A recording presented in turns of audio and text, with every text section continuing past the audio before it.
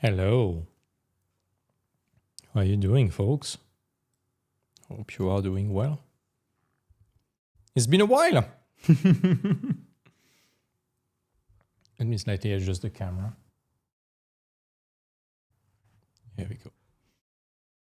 It's been a while. How are you doing? Hope you're ready. It's going to be a nice session today. I apologize, there's not been that many streams recently. I'm quite tired, very busy.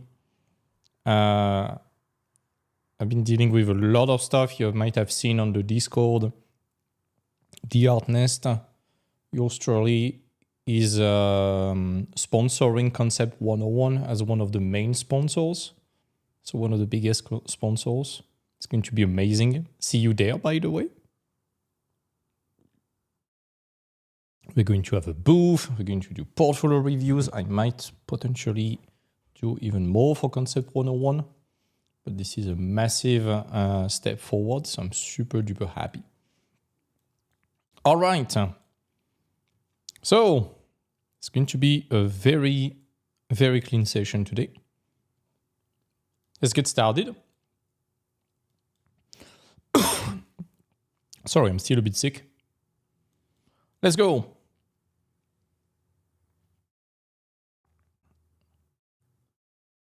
Oops. Let's go. So let's talk about how to brainstorm for a portfolio subject. So recently on the Discord, I asked everyone to submit their pitch for portfolio subject. I did not give any instruction or any direction on how to pitch it, because being able to pitch your portfolio subject itself is a required skill. So we're going to do a bit free bird with one stone. You're going to learn how to find and define a good portfolio subject for whatever companies you are aiming at. You are also going to learn how to make it more interesting. And we will potentially do not a roasting session, but we're going to jam on some portfolio subject and see how we can make it better. We're going to identify the good, the bad, the ugly, and see how we can make it better. And I hope it's going to be educative for everyone, but it should be good. And the last thing, you're going to learn a bit how to pitch that portfolio subject efficiently. In the mentorship, I tell to people, you have 5 minutes per portfolio subject to pitch them. They have to pitch 3. I was talking with David K recently. He was spectating the mentorship and was like, they should have 2 minutes instead of 5, because you should be able to summarize your portfolio subject extremely fast. And it needs to be extremely evocative. When you say a few sentences, we should get it about what you expect. So let's talk a bit about some good practices before. For the mentees who are very likely to see that video as a replay in the mentorship, you have the document, you're going to read that carefully, but I want to explain that to everyone. So, portfolio subject, there's a lot of problems between artists and their creations. And I know that everyone is very attached to their portfolio, it's very personal. We all have stories in our drawers that we want to talk about. This might not be the best idea for a portfolio subject. I explained several times already that your goal as an artist is not to reinvent the wheel. It's not to be smarter than a studio or to pitch a whole IP. It's just to pick a set of 5 or 6 companies, understand what they want, make an average of them, and commit in that direction. And it's going to be the same with that portfolio. That portfolio is not there to be an IP or to make a Kickstarter on an art book or whatever. Your goal is just to find an excuse to design cool stuff and stick to that and tick the box and tell a company, okay, guys, I get it about what you want. Here is something that I made that is compatible with you, but I had the decency and the intelligence to not make a fan art of what you're doing and still bring a bit my own voice. The extreme opposite of that is that I'm so unique, I need to make something never seen before that is going to blow their mind, and it's the best idea in the world. Guess what? You're going to design a fan fiction or something alien. So you have a fine balance to establish between fan art or too grounded, let's say, and what I will call the OC don't steal. Okay, the OC don't steal. Never seen before. B4. Here we go. Let's talk in a Tumblr language. Okay.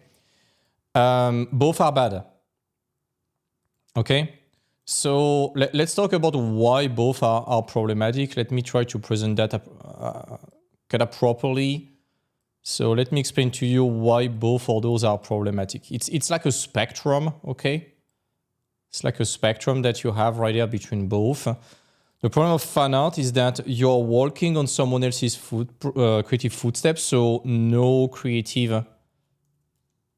You're already using some existing material, no problem solving. And if you treat them like stars, they will treat you like fans. So it kind of lowers the value of your work being perceived by the client.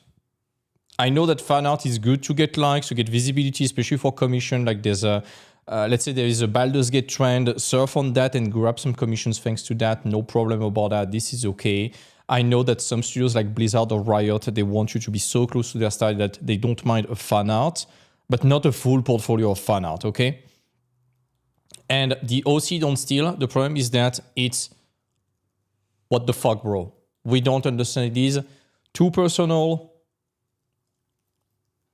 needs a zillion pages of lore to understand one little gimmick. That's a meme that I made recently. Let me show you. Content, copy, where is it? There we go, this one. My portfolio has 17 pages of lore to give proper context. Reviewer will love it for sure. No, wake up. That post is going to come pretty soon, but TLDR, this is not a novel, it's not an IP pitch, it's a fucking portfolio. Okay? So people won't understand it and a confused mind always says no. The three things that you should always avoid when applying is always the same three problems, okay? It's confusion. We don't understand what it is. It's kind of weird. It's alien, and this is going to be confusing right there if it's too original. Boredom. So boredom, it's when you do only fan art. You don't have surprises. And skepticism, it's like when they doubt that you did that, okay? So you want to be somewhere in the middle where it's still compatible with the studios you are aiming at in terms of tone, types of game you are designing for, etc. But still you figure out some sort of things that are original. So where do you place the cursor? Do you place this at 50-50? No. I will say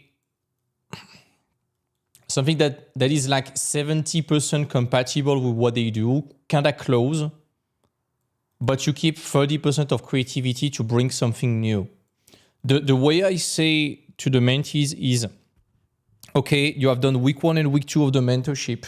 So you have analyzed the art direction and the production of the studios and what the artists do in terms of technique.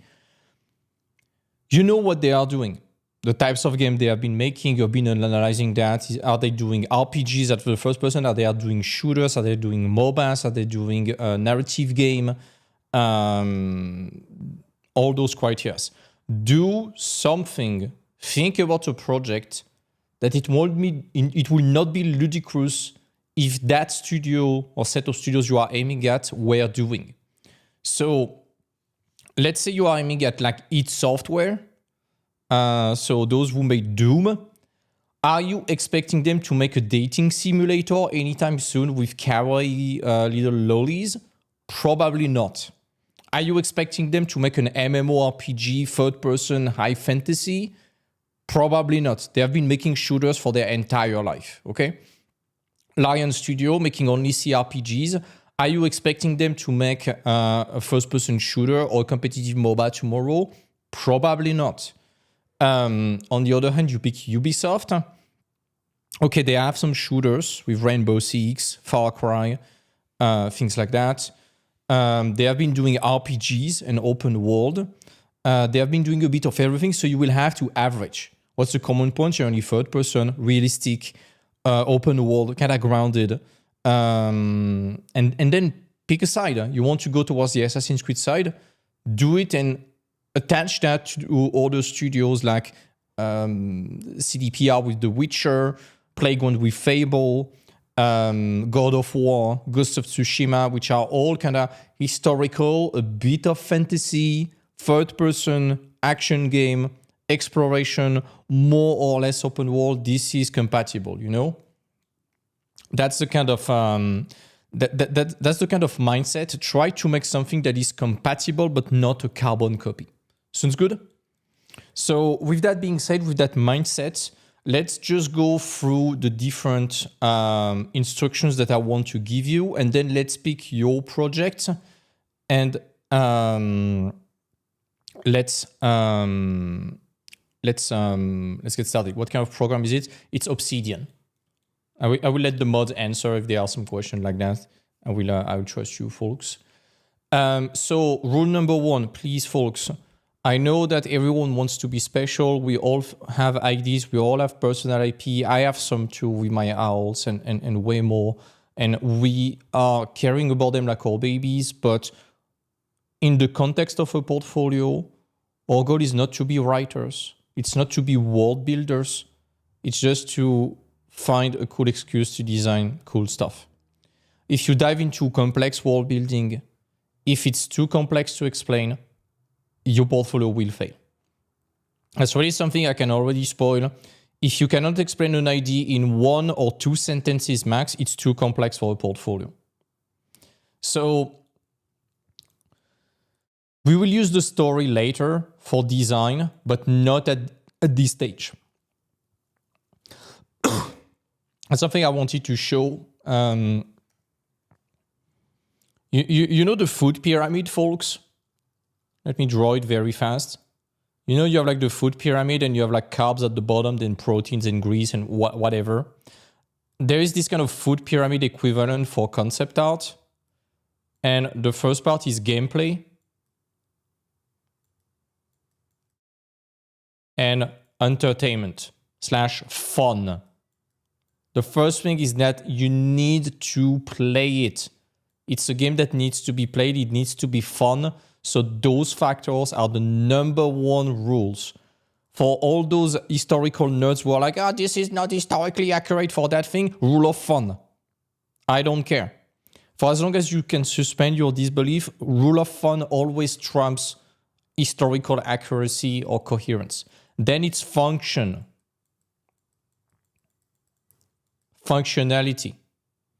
This is because whatever you design is going to be sent to the 3D team and they need to be able to make it a reality in the game.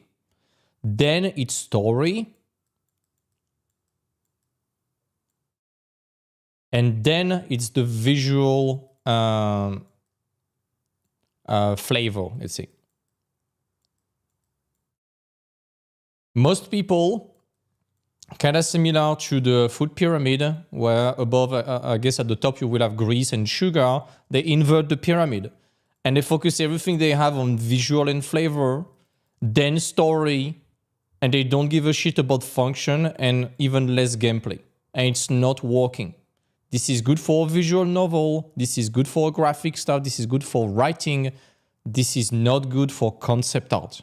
Concept art is about solving problems. Good for you?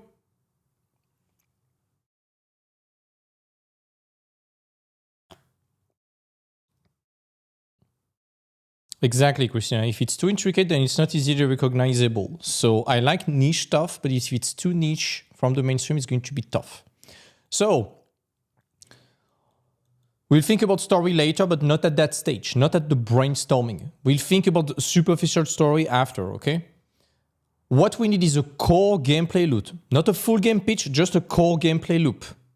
Gameplay loop is more important than story, so don't make a super complex plot with characters being connected to 17 orders. Typically, don't make the lore of Elden Ring. Don't make the story of Sasuke trying to avenge his family. This is too complex. Keep it simple. I'm going to give you examples of pitches very soon, just after that. But you're going to see what I mean. Think about the beginning, middle, and ending of the story. That's all. Not the detail, just the grand lines. Think that you will be able to tell the full story with the portfolio. Yeah, do not think you will be able to tell the full story. And do not think about the beginning and the ending of the story. Think about just a moment. Again, an excuse to design cool stuff. We don't care about the lore. We just want context to understand things. Rather than lore, thinks about someone wants something and is having difficulty getting it. I repeat, someone wants something and is having difficulty getting it to create some conflict, some problems, and initiate action. Let me give you examples of someone wants something and is having difficulty getting it. Sauron wants the ring, but the ring is lost and owned by the community, the Fellowship of the Ring, trying to destroy it.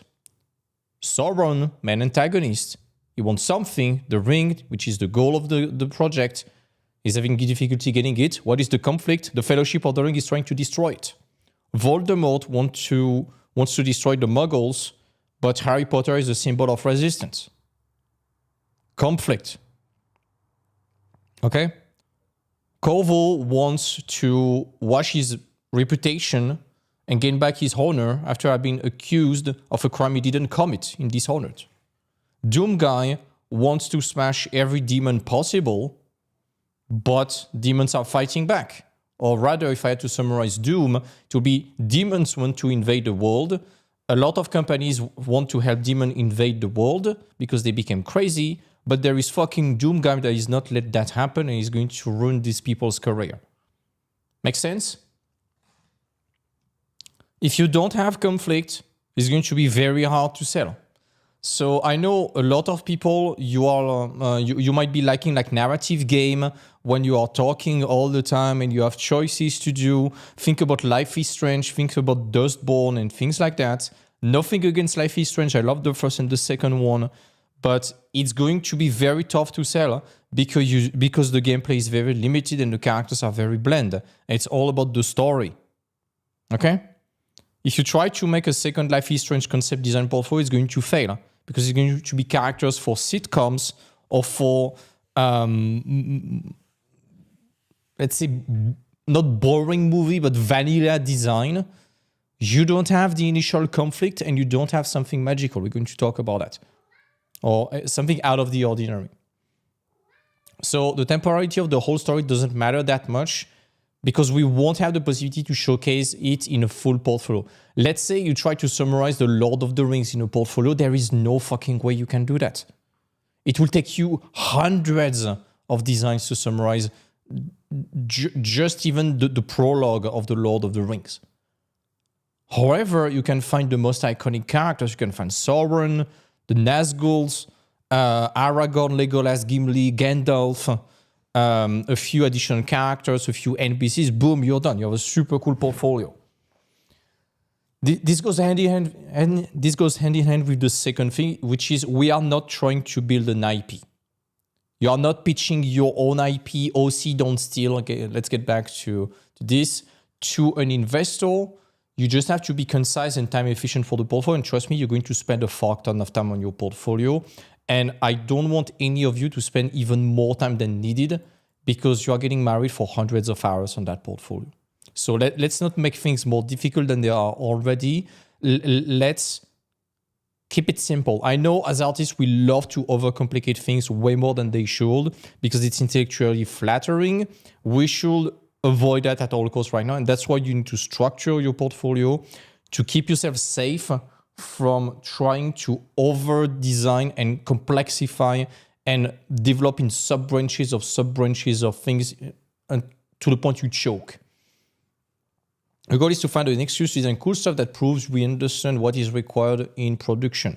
You have 2 sentences to pitch your project, 3 max. If your pitch can't be summarized in 2 or 3 sentences, it's too complex and it's going to be super risky to do. Let me give you examples.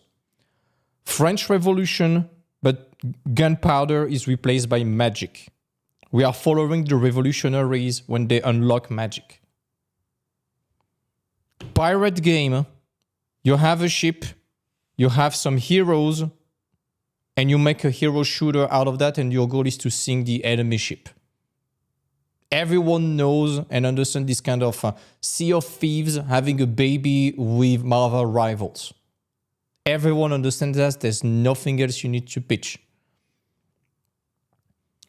Elves, but instead of being in the forest and eating vegetables, they are in a volcano, worshipping a phoenix and forging the hardest metal in the world. Ancient Rome, fighting dragons. Ancient Rome, fighting dragons. 4 words. Anyone can understand this kind of Attack on Titan mixed with Monster Hunter, mixed with dragons and ancient Rome. Is it making sense?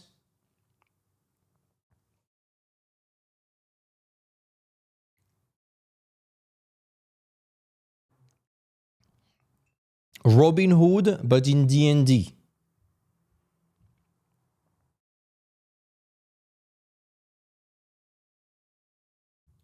The Three Musketeers, but 1920s Chicago, and they are spies. You want to add the second sentence? There is a bit of esoteric magic. Here we go. Everyone understands the thing. The Iliad, but instead of ancient Greece, we are again in 1920s Chicago Art Deco style, and Troy is a corporation. It's going to be a Wolf of Wall Street type of story about business and corporate and sabotaging the enemy company. Not sure if it will be a funny game, but it will be a cool movie, I think. Make sense? Think about it like a game. Even when you are aiming at movies, you don't want to design your average, you don't want to design Friends. You want to design something cool that is make you dream, that is slightly disconnected from reality. Hook. Peter Pan comes back to fight Captain Hook as an adult. Exactly. Boom. You have the pitch, everyone understands what it is. Think about it like a game, because if you think about it too much like a story, it's going to be boring and you won't have selling points for the characters. You need to think about the gameplay for each character. So think about gameplay, archetypes, classes, puzzles, shops, the gameplay loop, the core gameplay loop we are talking about. And please, for the core gameplay loop, avoid fighting monsters, exploring, searching stuff, coming back home. Try to explain the abilities. If you look at like...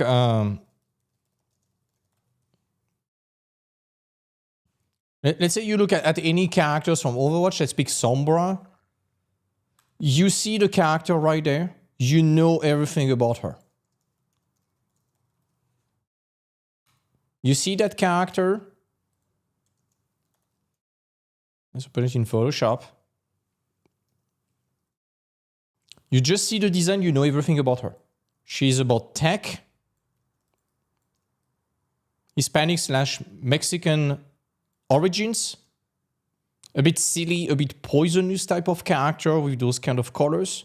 She's about hacking and nanotech. Nanotech again. A bit of camouflage. And she's fighting with an Uzi. With such long and nimble legs, you expect a character that is very agile and very fast.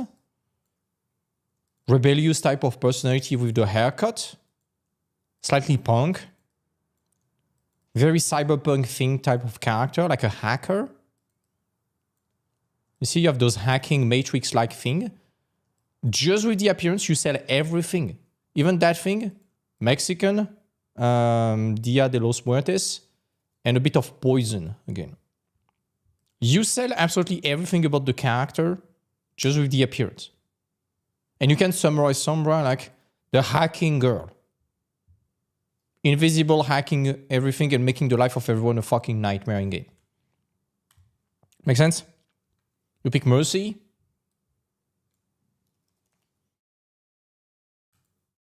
The OG design. How do you summarize Mercy in one sentence? Valkyrie-like medic character resurrecting people. The design, looking like an angel. In French, she's called Ange, which is the French translation for angel. So, good character, quite squishy. About healing, because you have the red cross right there. Red cross again, so she's about healing, not about fighting, no weapon on it. And it feels like a spear.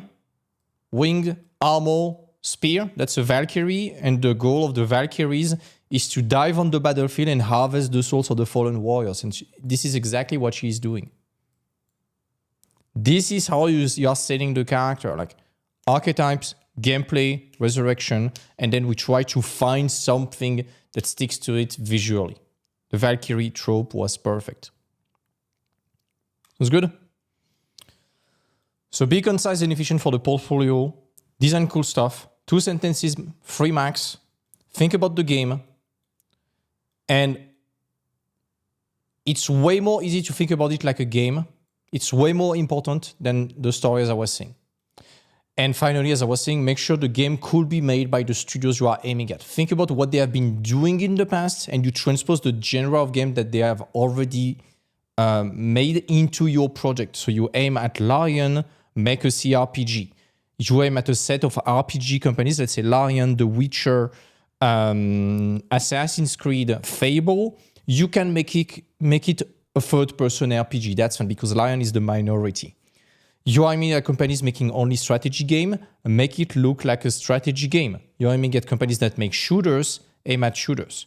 You're aiming at companies that are making FPS, and some of them in your pool are also making third-person action game.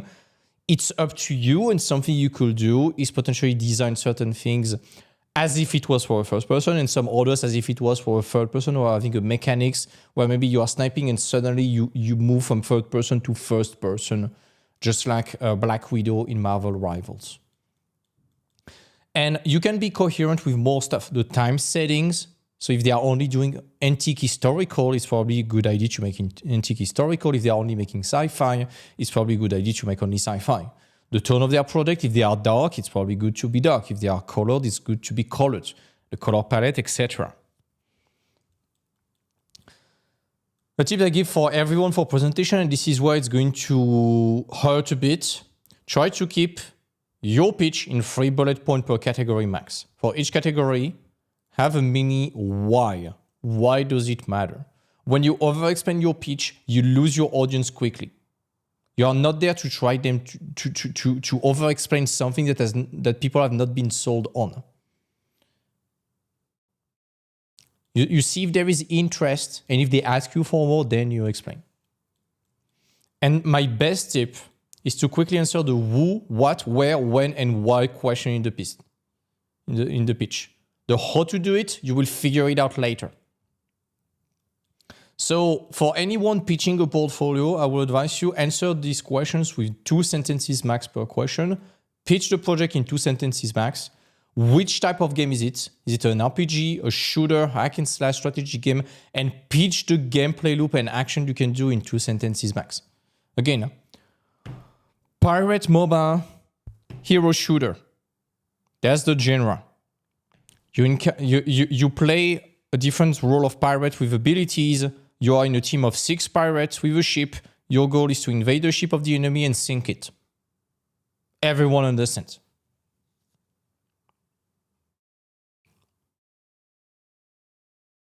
French Inquisition, the folkloric bestiary is true. You play a heretic that has been secretly asked by the Inquisition to deal with the monsters. Welcome to The Witcher Baguette Edition. That's basically it. You're going to use magical powers, hide your powers in front of people, collect loot, kill monsters, explore stuff, and deal with the French folklore and legends. And probably find what is the origin of those monsters. Maybe defeat the Inquisition, but that's already way too long. What is the subject? What is the source material of the story you started from? And that's a big tip. Do not try to invent a story from scratch. Pick an existing story. French folklore from the 13th century, the Dark Age and Inquisition. Pirates, let's say the myth of Blackbeard, MOBA. The Three Musketeers, 1920. The Three Musketeers, we know what it is. 1920s, we know what it is. The Iliad, Wolf of Wall Street style. We know what the Iliad is. We know what the Wolf of Wall Street style is. David Kay would argue, do not pitch your game like this is this game, but this way. Like this is Skyrim, but in Japan. No, avoid that. I'm doing it out of shortcut right now, but think about those games when you try to define the gameplay loop and extract the core fundamentals. What is Overwatch? It's a hero shooter first-person game. Okay, you say first-person hero shooter, everyone will think about Overwatch. But out of decency, you avoid saying, yeah, it's Overwatch, but it's pirate. No. Sounds good? Let me see the chat again. Um,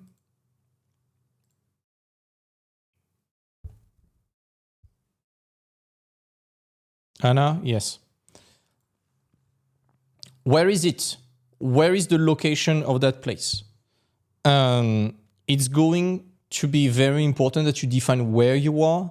Are you in feudal Japan? Which, spoiler alert, you should probably not do right now because we have a zillion games about feudal Japan that have been released and that are coming this year.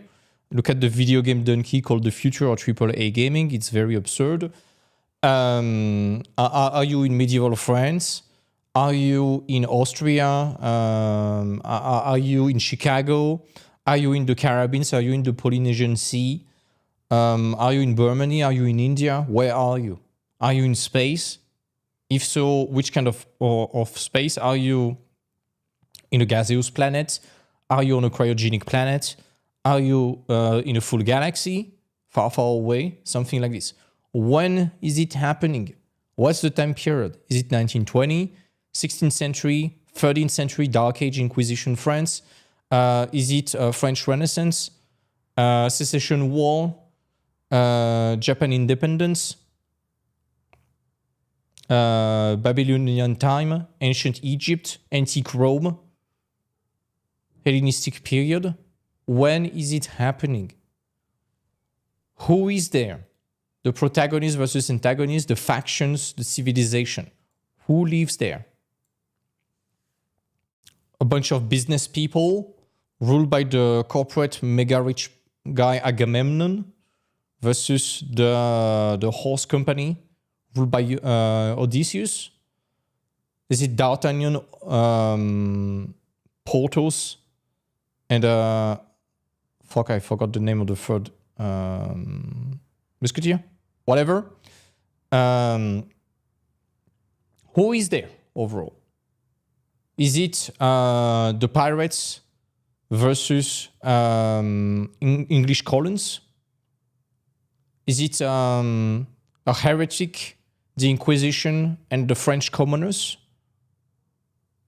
And the folklore? Is it the doom guy versus the few survivors of the humanity and demons? Just one sentence, guys. How would you play that? Think about the abilities. Do you have a set of abilities just like in Overwatch, like the E, the A, the shift, the left click, right click, and the ultimate? Is it a hack and slash with combos? Is it something where you can craft your own spell, just like in Oblivion Remaster? Is it something where you are doing housing?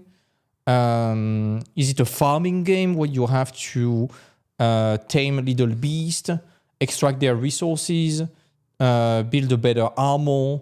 Is it a stealth game where you have to sneak around, manipulate people, steal the identity for the people, wear a mask, not be detected, assassinate people, use powers? Do you have magic or not? Think about the different things, okay? Make sure, again, have a reality check. Ask yourself to that point, once you have answered those questions, is it still compatible with the studios I'm aiming at? If yes, good. If no, think again and try to adjust that. Now, that question is hard, okay? Why? Why would that be fun? And it's very important that you do not let your own biases trick you right there. For example, let's say you love niche games like super story-heavy games. We got a failing ratio that is astronomical on story-heavy games. Besides the first Life is Strange, story-only games, you look at the Telltales.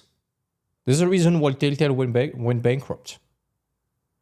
You look at Dustborn, narrative game, massive flop.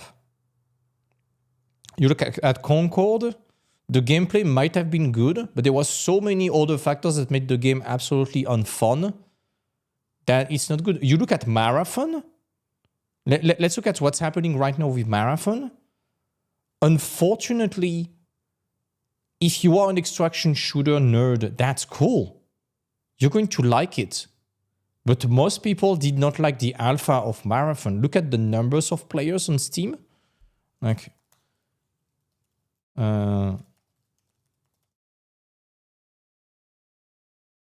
at the closed alpha of Marathon.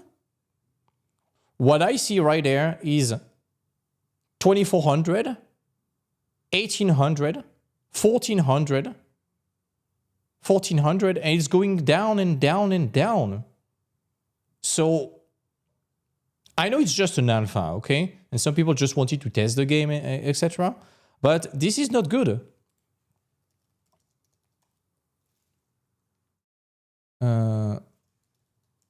Look at Clair Obscure Expedition 33 Steam charts.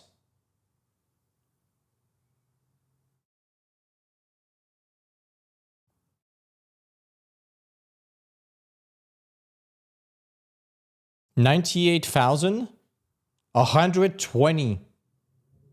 It started at 45. 45, almost 100,000, 120. And now we are at a solid 95 and people are, we are at 120 again. It's going to be the weekend and I can guarantee you, see you this weekend, starting on tomorrow, is going to reach 150. That's the power of word of mouth. So ask yourself, is the game fun? Or is it going to spark like, oh shit, another one?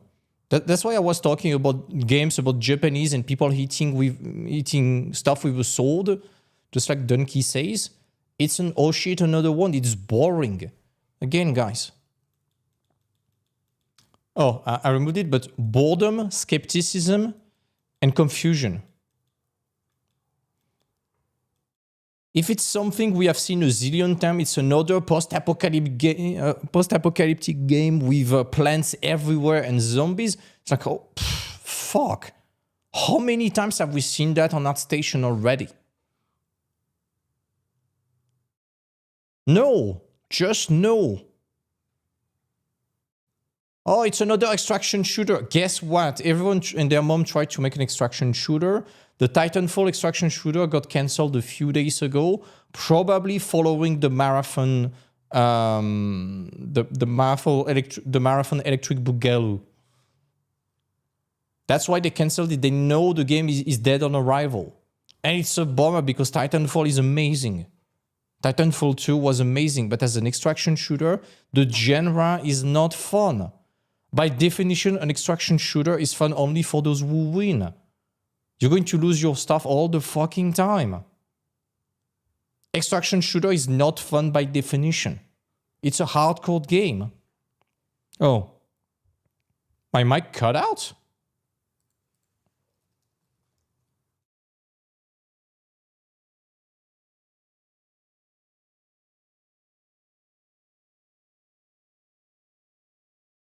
Yeah. Seems to be just Dave. Anyways, so make sure it's fun. Make sure people will play that. If it's another Assassin's Creed clone, nobody gives a shit.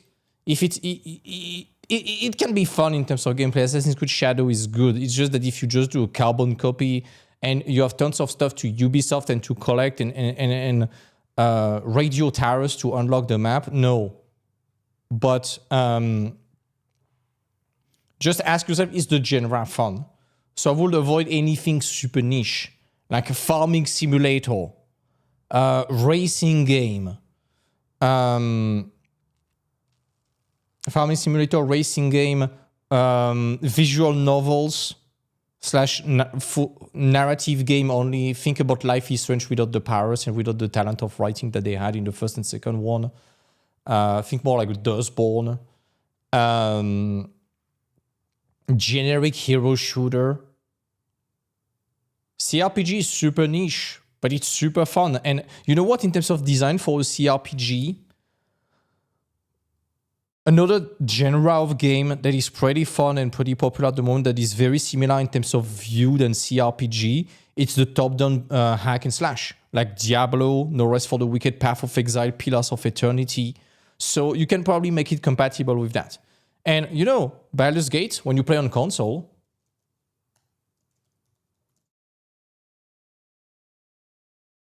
it's looking like this. Very close to a regular RPG.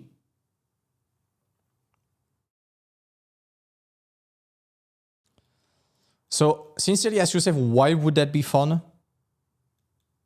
I'm making a double check like right there. Would you be excited playing such a game? This is a bit you biased versus the market right there. Yeah, roguelike are niche as well, and they are very good if done properly, of course. And finally, design heavy. What is the twist? What kind of problem does it create that you have to solve? So that's all the structure. Now, how to find a good portfolio subject?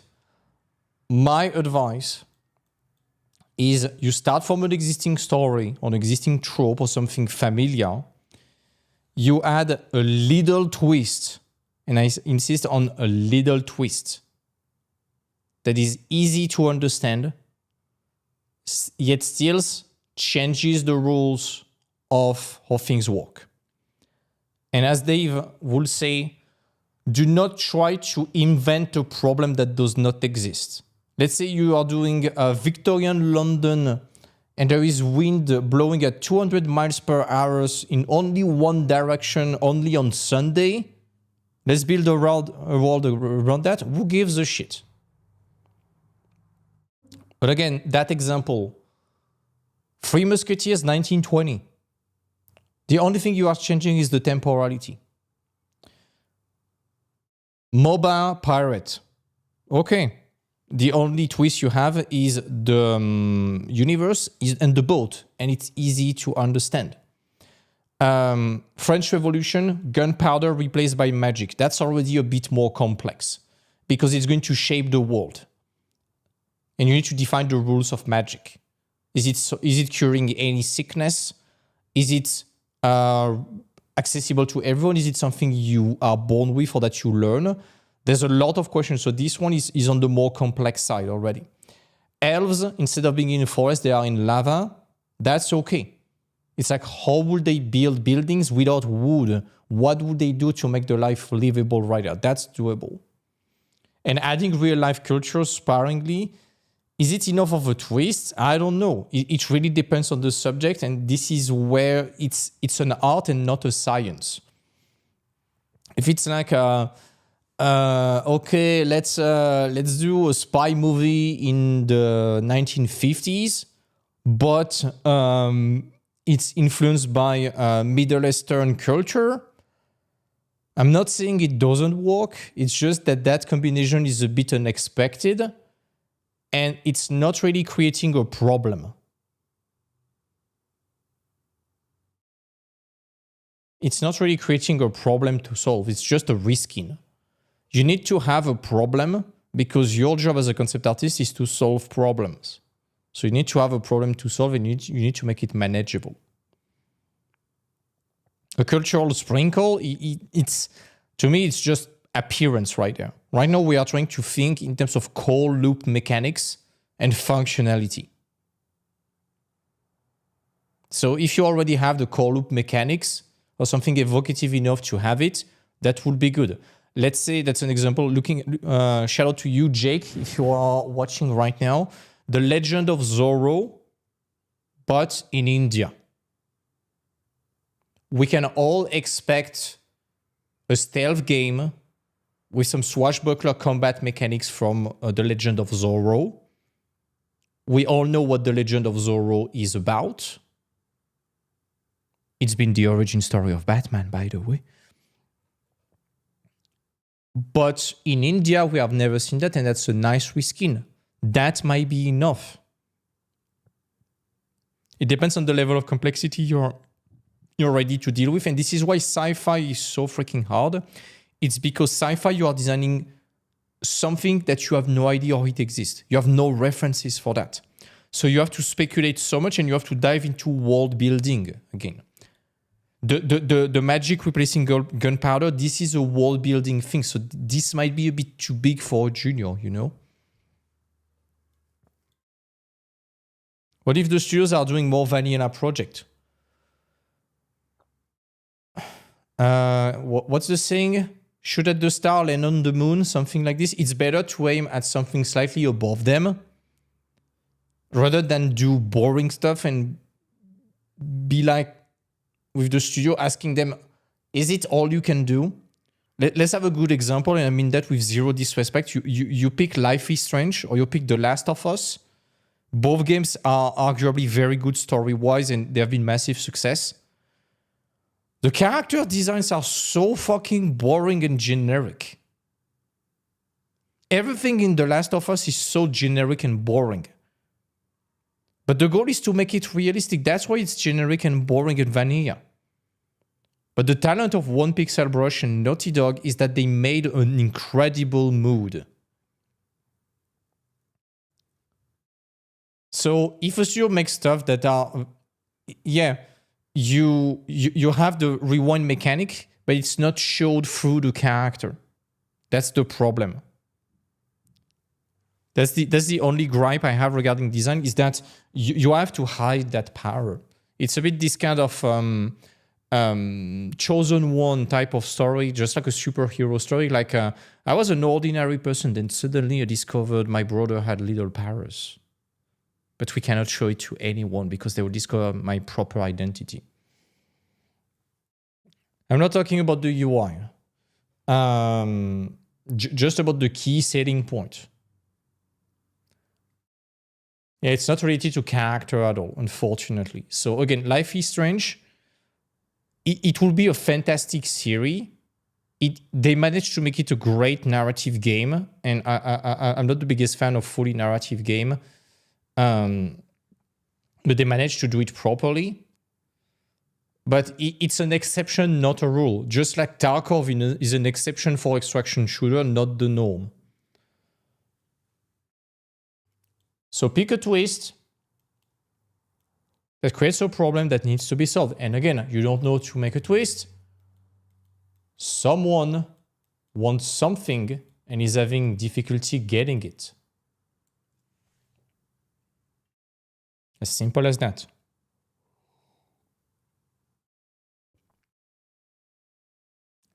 The 70-30% rule applies to gameplay, or do you think about how to improve the gameplay instead?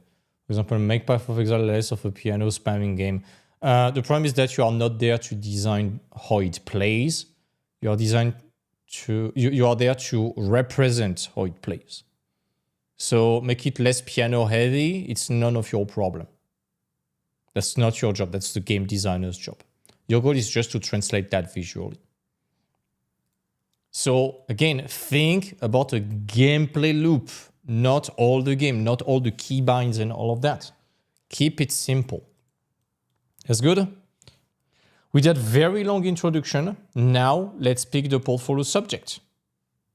We got a fuck ton of them, so I won't be able to review all of them, I think. So sorry if some people submitted that and I'm skipping you. I'm just grabbing what I have and hopefully it's going to make sense for everyone. So mouse. I'm not objective on that one.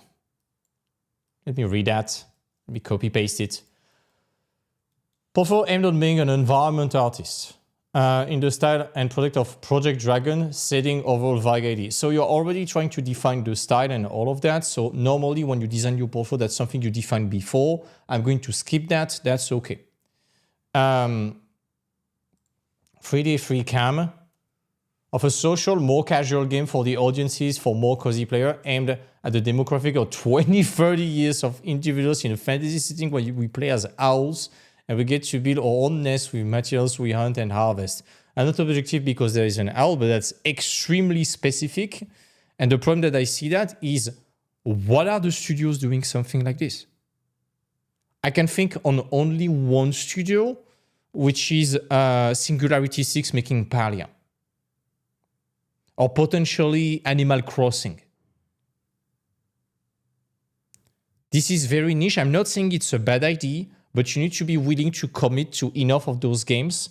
And the risk I see already in something very casual, and I guess stylized and very low intensity gameplay, is that it might feel like a mobile game. A lot of mobile games, those are the games you play while taking a poo, you know, or while commuting in the subway and enduring the transportation. So it needs to be simple, quick, simple gameplay loop, low friction, just to kill time and not really to get you intensely engaged. It's just meant to distract you. So that's always my little word of caution regarding casual games, or again the story-driven one, the very laid-back games. Overall, always be careful. Yeah, that's fine, Mouse. That's fine. I'm not criticizing that. It's fantastic that you give that, because we're going to think about how we could make it work after. No worries. I'm just spoiling something for the live. This is something I'm going to show pretty soon. Let me show you. But I'm making another presentation on Sunday about, where is it?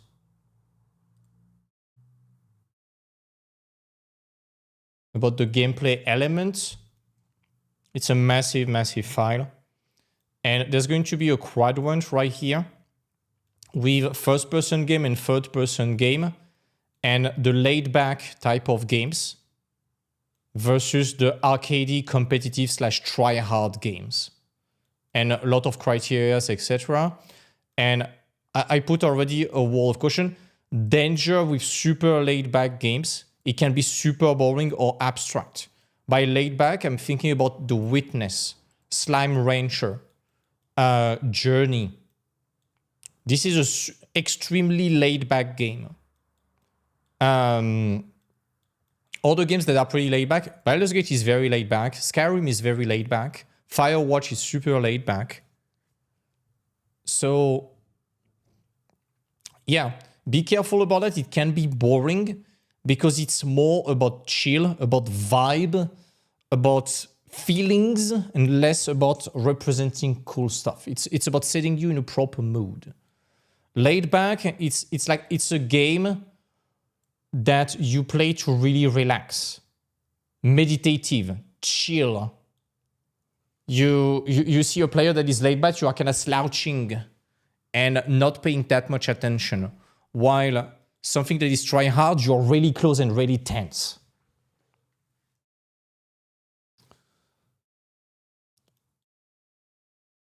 Marketplace, and now this is the content right there. So let's just fix the pitch. We have the owls. That's pretty cool, you know?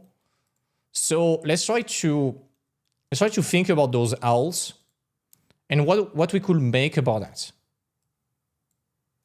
Let's try to make it still a game where you are building settlements.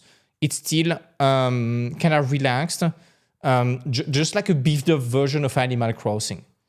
Something that it makes me think about Mouse Guard. I don't know if you know about that fantastic story that is Mouse Guard. They were supposed to make a movie out of that. It was supposed to be Disney. The concept art for Mouse Guard were amazing. It's like Arthurian Legend of the Three Musketeers, but with mouse in the forest. It was amazing. And look at how cool they look. So imagine that with owls. That's pretty cool. You know, owls.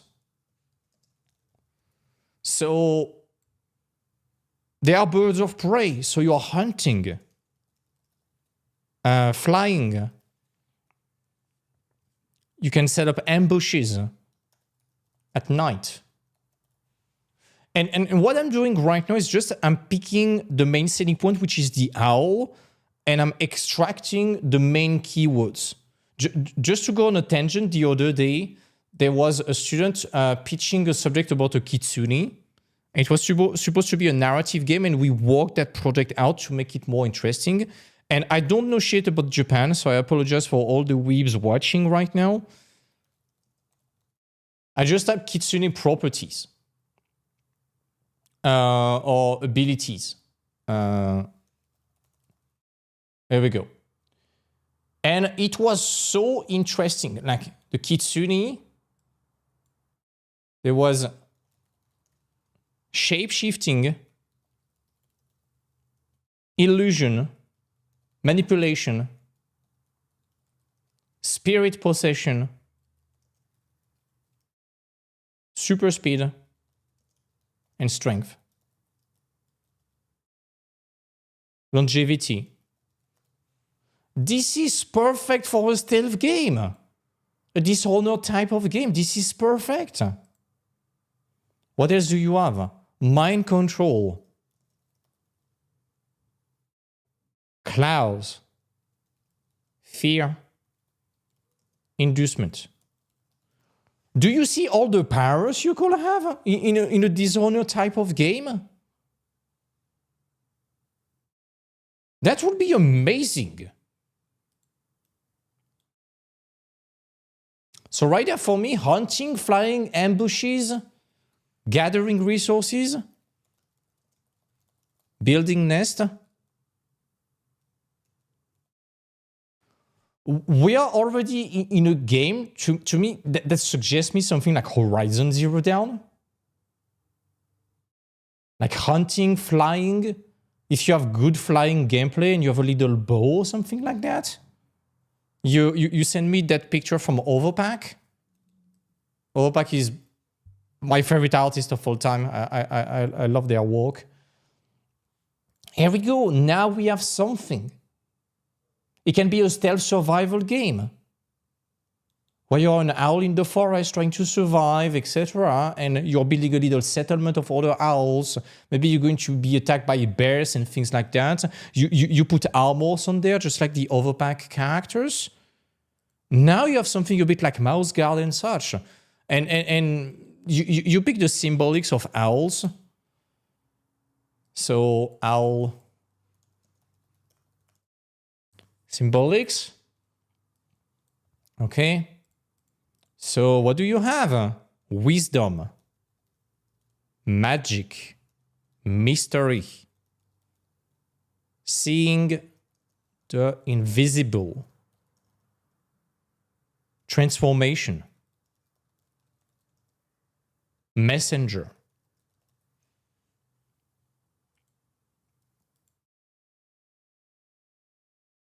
That's pretty cool. You can imagine the civilization of owls that are smart, etc. You know, like the owl associated to Athena. Dave gave us a lecture about that yesterday.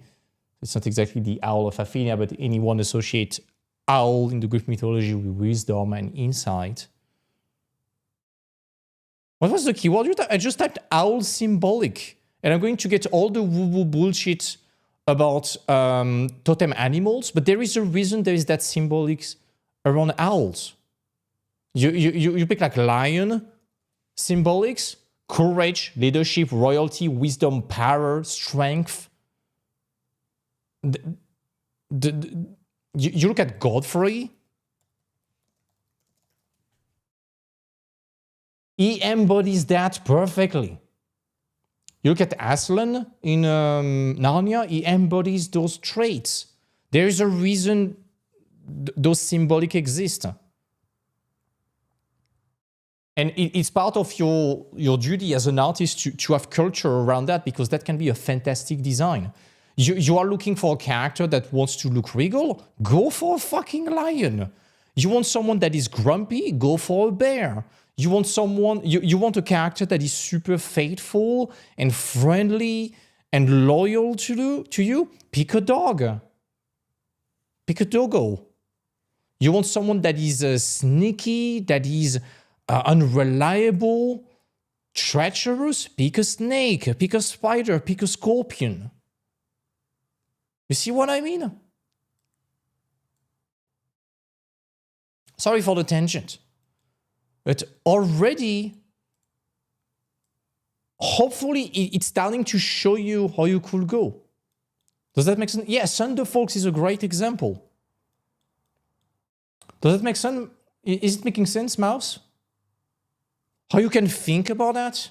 I'm not going to expand on everything, but then from that idea, I'm just talking about how to find an idea. Then the pitching, you just have to summarize it right here, okay? So it's good. Let's move to the next one. Chi Chiang, I'm sorry if I'm butchering your name. Send a freaking Google Doc. And this is more on the game design document territory already than portfolio subject. Like how to show, ability to, all of that, I like it. You've learned from the Art Nest. I like it. Even the time frame and all of that, this is a plan. This is what you will do after. What I want is the brief. Third person top-down ARPG. So I'm thinking about Diablo, No Rest for the Wicked, etc. Game premise to learn to let go. Nobody cares because you're not there to tell the story or to give a moral. You're there to design cool stuff. World building inspiration. Dayak culture, Southeast Asian for generalization. I don't know the Dayak culture. I'm not very educated about Southeast Asia. Wow, that's beautiful. My question. And this is the tragedy of those super exotic cultures that we never see in games. Think about Africa, some Southeast Asia, uncontacted tribes, non-mainstream stuff, even India, you know. This is going to break your heart, and this is also breaking mine because this is gorgeous right there. I'm pretty sure you can create amazing design of that. This is not a deal breaker, what I'm going to say, but this is just some words of caution. Is it a type of subject that you can connect to the companies you are aiming at and what they are doing in terms of thematic? If yes, good. If no, you will have to be sure that you offer other points of connection to justify not connecting in terms of theme. That's doable, but you need to be extremely rigorous on connecting it to other aspects. The game genre, the gameplay, the character archetypes, and different things. Make sense? This is very, very important. And this is why we rarely see like African tribe, Polynesian stuff, Southeast Asian stuff. It's just that the market, at least the Western market, is not really used to that, and not that many games do that. So because they know it's a vicious circle. Because they know people are not used to that, they are afraid of getting them confused. So they don't do it. So people don't get exposed to that and don't develop a culture and a taste about that. So there's less and less projects about that. I don't want to be found and clipped for what I'm going to say. I'm going to try. I will try being as diplomatic as possible. I know that as artists, we want to change things and all of that. If you care about your portfolio, do not try to send a message for your portfolio. You are just there to fit the mold. I see a lot of people.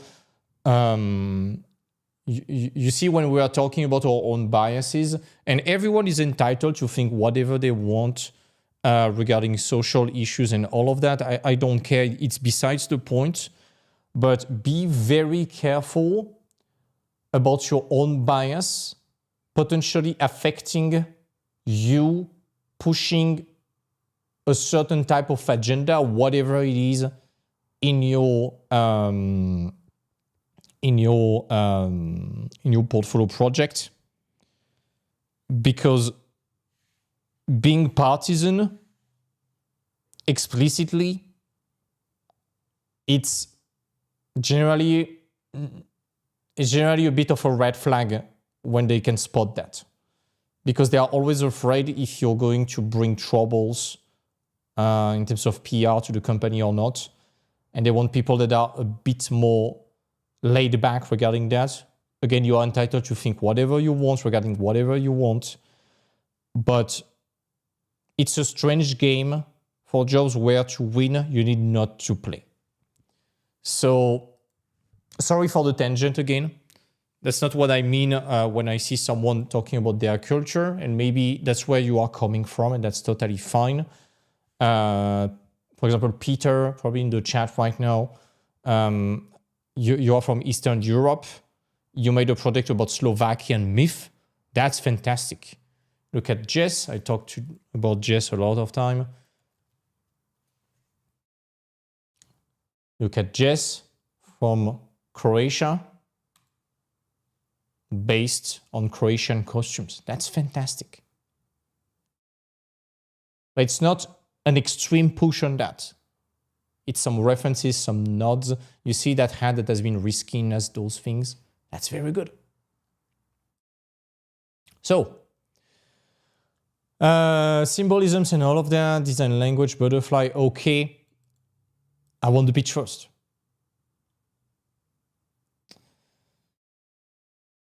You play as a grief-stricken widow who, unable to deal with the grief of loss, delves into shamanism and traverses between both the real world and spiritual world. That's interesting. However, action may bring more harm than good. In this game, you will traverse cursed links swallowed by thorn and mist, collect artifacts from different tombs that are said to have the power to bring back the dead, face devil deals, spiritual warlord, and Semitic horrors, commune with spirits to revive forgotten rituals. It's giving me a vibe of like Hellblade. The second one did not go well at all. I must admit I'm not a fan at all of Hellblade. I think this game was extremely pretentious.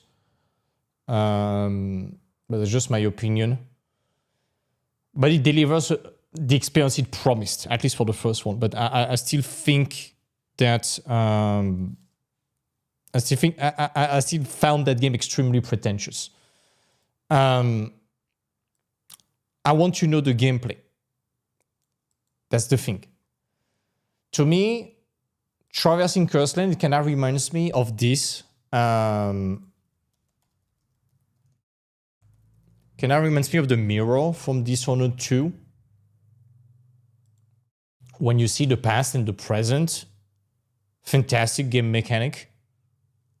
Something like this, where you have a duality of world, when you are swapping back and forth, and maybe affecting the environment in one world to affect it in the other, or like in the Metroid Prime 2, where you have a light world and a dark world that is an echo of that light world. Fantastic. This game was looking gorgeous at the time.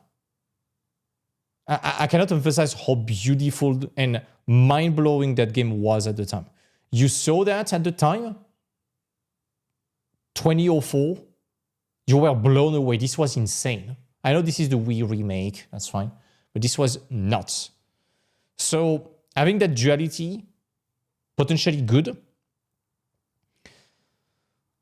You have potentially interesting characters, but it's just that what type of game is it? Is it an action RPG?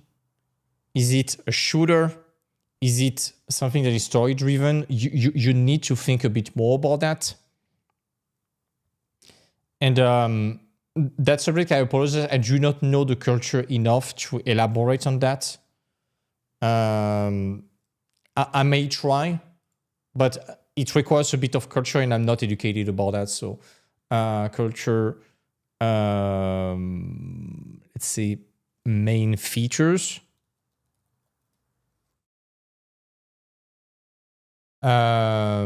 Traditions.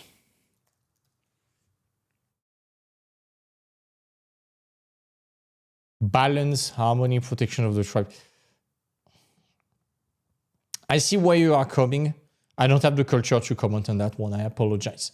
But to me, it's not explicit enough. I cannot tie it back to a game. I would like to know what's the core gameplay loop. Right now, you're pitching the whole game.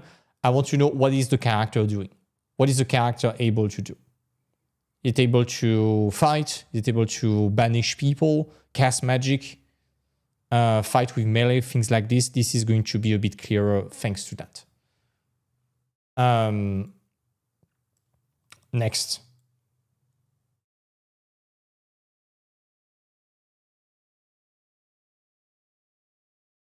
Yeah, and it's mostly story based. So as I was showing with the pyramid, gameplay and functionality first. Gameplay, functionality, story, visuals. Very, very important. Next, by Beyond Star. Portfolio subject focused on world building or environment, props focused portfolio. Add one or two creature. Okay, this is the grocery list of the content. That's fine. I have not given any instructions, so this is not me mocking you. This is just me retro-engineering the thinking behind it. Ongoing apocalypse, a mix between The Last of Us and Monster Hunter. Already, big warning, post-apocalyptic, super dangerous. It's been seen way too much, and post-apocalyptic is rarely design heavy. Because the way most people do post-apocalyptic is pick something, beat it to shit, cover it in rust and shit, done. So always be careful with post-apocalyptic. It's very, very hard. One of the only great post-apocalyptic games that I know about is Fallout, especially the fourth one, because you have this kind of retro-futuristic 1950s and 60s look that is so characteristic, and also Horizon Zero Dawn, because it's almost like post-apocalyptic. A lot of time has passed, civilization settled in another direction, and yeah, exactly. Marnik's post-apocalyptic is highly underrated and very, very, very easy to become generic. Highly underrated. I would have said it's highly overrated, actually. Yeah, and the Genesis, it's specific, but the Genesis, you know what? The game flopped. The game project flopped because it was depressing. They were missing on the fun factor right there. The Genesis, the project by Six More Vodka, one of the most beautiful art ever made, but way too dark and lacking contrast. At least for the public. So you play that, you like, hey, do you want to play a game with your friends where you are just starving and depressed? So yeah. And also you have to read 2 books before the game starts. Yeah.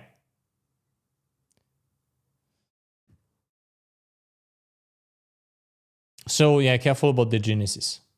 Same with Grimdark. Grimdark, please. No, stop with Grimdark. It's one of the cliche thing. And Fengzu talked about that in the video about what is easy and hard. I think it's the video 112. So go watch that if it's not been made. But normally if you are in the mentorship or if you get the preparatory module, you have already watched that video. So, short story. Ancient creature older than the dinosaurs, supposedly extinct, return to the surface of the planet. I like that. They bring with them unknown bacteria and viruses deadly to the human species. 3/4 of the human species is extinguished by the unpreparedness and competition between monsters and humans. In this apocalyptic world that we must survive and find a solution to meet the monster completely or live with them. To me, this is a senior-heavy project. Because dinosaurs, we barely know how they look. We have a lot of representation, but nothing is certain. We still do not know if certain dinosaurs were having feathers or not. I like dinosaurs with feathers a lot, personally. However, creatures before dinosaurs, we don't know what it is. So it's just like sci-fi. You are designing something that you don't know how it is, and you're going to have a lot of high-level thinking to do. So it's kind of creating a problem that does not exist at all. So the fact of creating that problem is already a very tough problem. So careful. It's very tough, you know. That's a big danger. And I like the Monster Hunter thing. That's cool. But again, you have to design those creatures first, and this is super risky. You want some cool post-apocalyptic? Dinosaurs come back. For whatever reason. You have to fight them. And for whatever reason, they got buffed. And most of the weapons at least most of them, are hardly usable against them. The super metal that makes me think about Barbariana in Kung Fury. It's like a modern version of Monster Hunter. Why not? Why not?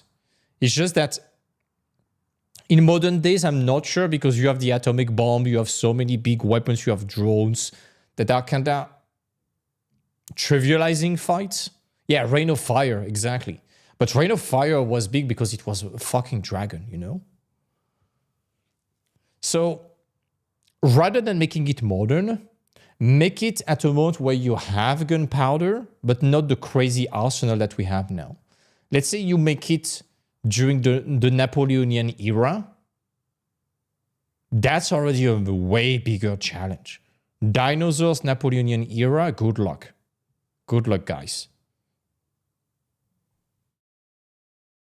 That's the kind of stuff I would advise you to do. Next, by Holly. General summary. What if dinosaurs were still alive?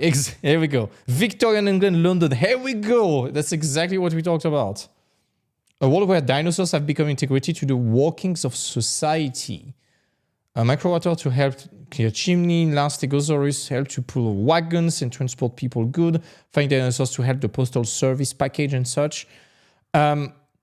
I like the premise, and it would be nice, in my opinion. I might be biased. I don't really like Victorian London because it's extremely grounded. It's not very colorful. And it's been seen so much, especially on dark project, that it leaves a bit of a stigma. The way I would show it would be for... I like the detective thing. Why not? I would love to see it as a project that is a bit... just give me a sec. Let me just share the Discord. It's going to be easier so we can brainstorm on the text, and everyone is having the text under their eyes. I would like it to be colorful, just like Professor Layton or Detective Pikachu, you know? Something super cheerful, almost utopian. And you are a detective. That's the way I would do it. Careful, because the dinosaurs and what you mentioned right there, like Hill to Clear Chimney, we are diving into world building and it's a bit gimmicky. Like, besides that, what else? How can you change the design of characters based off that? What would justify them dressing differently, you know? That's the only question I have. And it's a bit unanswered right now. If you are living in a harmony with dinosaurs, it would be a bit tough to wear them as clothes, you know? But, you know, just like the gloves that they have doing bird of prey training and such, maybe you can have the same with dinosaurs. So I will get back to something just a tad more primitive, like pre-industrial revolution. So pre-Victorian. And dinosaurs are kind of compensating for that lack of technology. That's the way I will do that. And this looks like a very complex project already. That's my 2 cents. It's always tough to find a powerful subject. I'm not pretending I'm going to find the best idea in the world, but it's just to show you my reflections regarding the risks. And for Atom Hawk, yeah, they are an outsourcing studio. They are doing very colorful stuff generally. So I will be okay with that. Brain Bug. What's Brain Bug? I don't remember. Brain Bug. IDs are infectious. What are they doing? I don't remember. Wow, that's beautiful. Yeah, that's goofy. That's stylized. They're working for the stylized. Yeah, for rare. if you make it like Sea of Thieves, for example, fuck yeah. Sea of Thieves, just like what Airborne is doing, things like this, slightly stylized, yes, definitely, that's perfect. When you are stylized, you can always afford to be a bit more goofy. So yeah, something like this, I will probably validate that. It will need a bit of extra work to define the rules of the world, but yeah.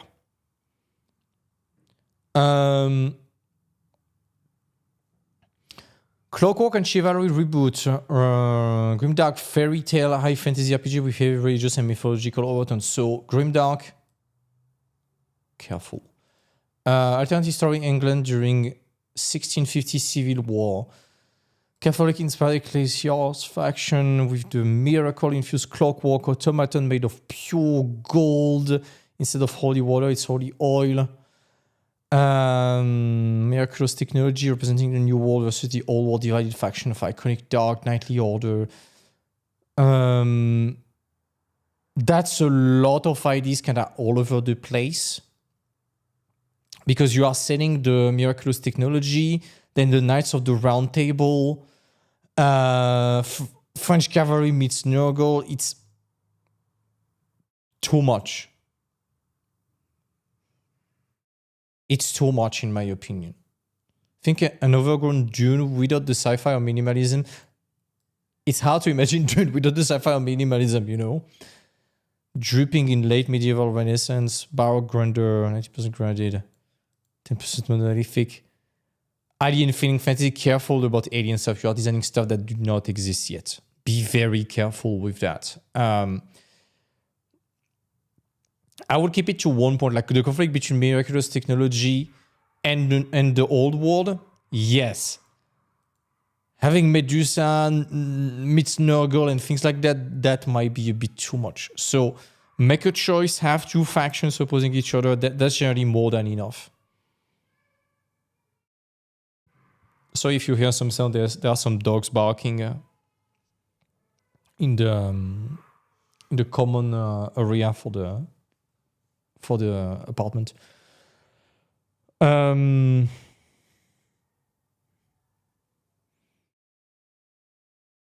It's a bit complex, and again, you have to be able to explain all of this in 2 sentences.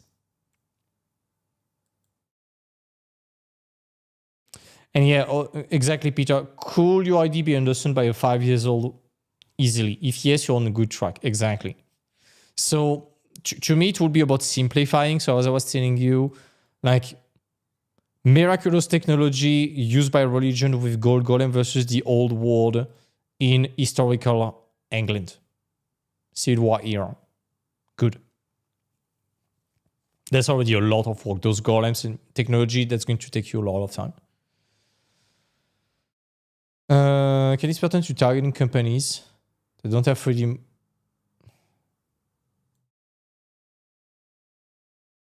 I don't know about 3D motion design. I don't know. But I'm pretty sure that for 3D motion design, it's exactly the same. Look at companies doing motion design. Look at how they do it and what they expect. Do the same. Make a portfolio like that. Boom. You're done.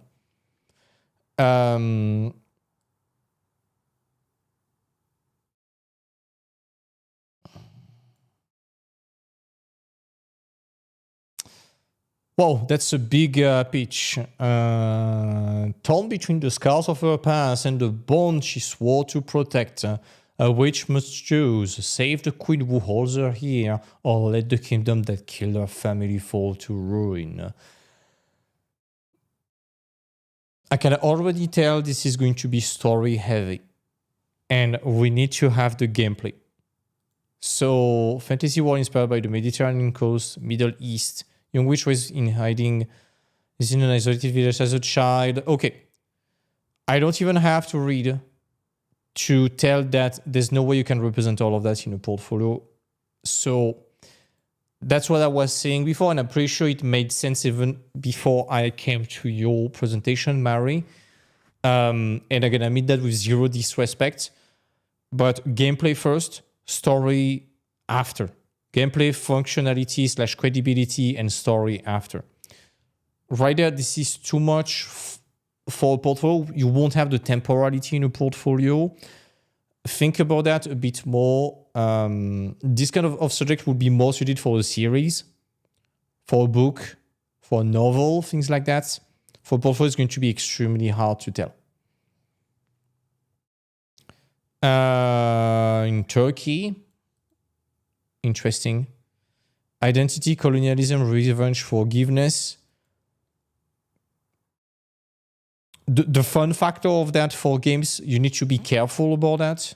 Colonialism is a very sensitive subject, for example. So in entertainment, careful about the way you bring that subject to the table. Make sure it does not look partisan. Yeah, no problem, Mari. No problem. Culture vs. Magic. Turn-based open world RPG, choice matter, you get 3 different endings on the path you choose. Turn-based open world RPG, so like XCOM or even Baldur's Gate, it works for this type of game where you are very laid back and you can be slow and focus on the story. But I would need the gameplay first, and this would be something you develop after. And out of those story, you will need to extract the keywords to translate most of the story visually through the characters, and it's very tough because you cannot tell everything, of course. There we go, and this is very environment focused. So if this is very environment focused, why talking about the character first? Let's talk about the world in that case. And Flynn, one of the things that really goes off the hardest for me this day is the typical snowy mountain dwelling dwarves fantasy trope. Perhaps we could explore ways to bring a new design problem to this without changing the tone unrecognizably. It's good because I have those dwarves in my D&D settings. And my idea was very simple. It's we have dwarves. You know, generally dwarves, this is a mountain. The dwarves, they carve and they live in the mountain. Pretty cool. And then they dig, and generally there is a fucking balrog that is right there just chilling with a glass of brandy that gets awakened and fucks up everything. Here is my pitch. That was simple. It was in my D&D campaign. I do not pretend to be Matt Mercer, an incredible writer. But it was pretty cool to play. What about dwarves? Instead of being in a mountain, they live under a lake. And the idea was that their fortress was like a giant cube of stone in the middle of a lake. You had a giant bridge right there, and they had tons of ballistas to protect themselves, so they could see you coming. And they built, so there was the lake right here. And they built their entire city under the lake, using water to power everything. Their machines, everything. Of course, the dwarves, they are always digging too deep. They were having one of the biggest treasure in the campaign. Think about Erebor. Not as big as Erebor, but something in the same vein of Erebor treasure. There was water dripping and water used for tons of mechanisms everywhere. I was thinking about, let's say you have different houses. So let's say this is a top view from houses right there. They could use like those little U-shaped things. I don't remember how it's called in English. You see the things you have at the end of roofs of houses for the water to drip and flow. And they could just put some packages right there that will float and then go somewhere else. Like a mail delivery system. So they could put that, it's centralized somewhere, and then some mail delivery system is putting it everywhere else in the city. So it's very easy to communicate. And my idea was that they had a treasure vault.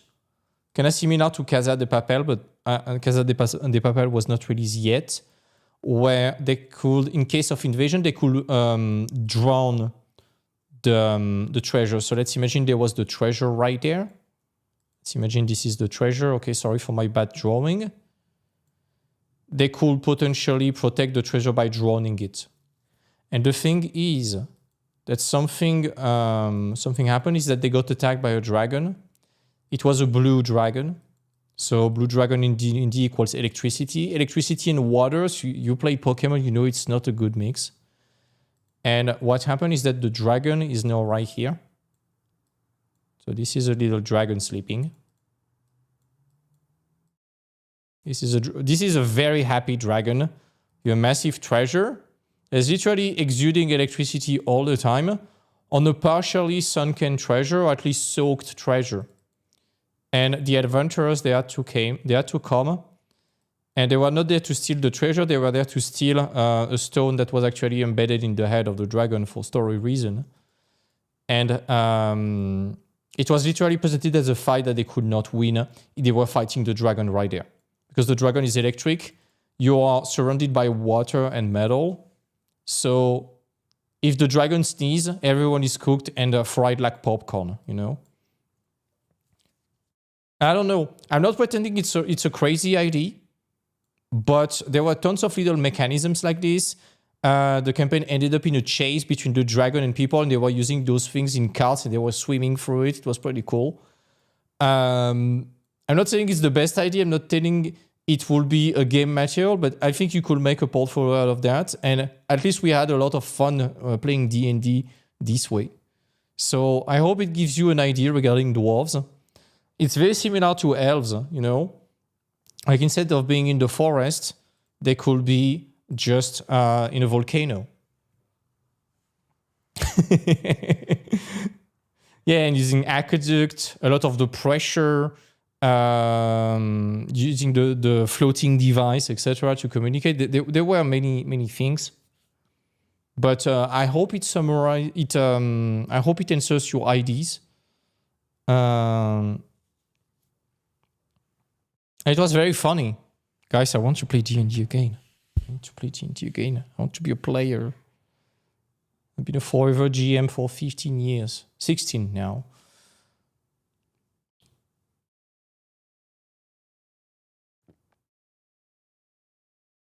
Yeah, I started when I was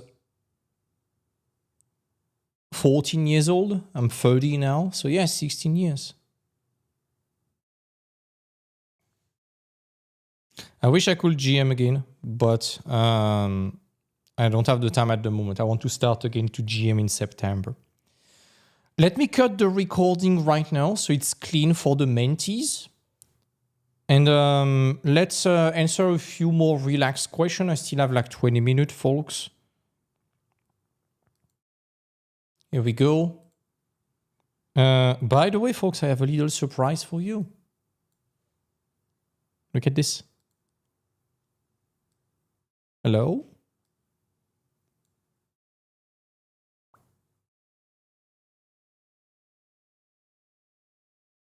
What is that? You know what this is? Kitty cam. This is the stream value adder right there.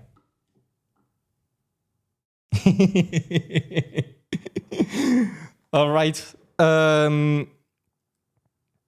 Any question, folks? It can be related to what we talked about or to anything else. I'm sorry I've been away from the stream for some times.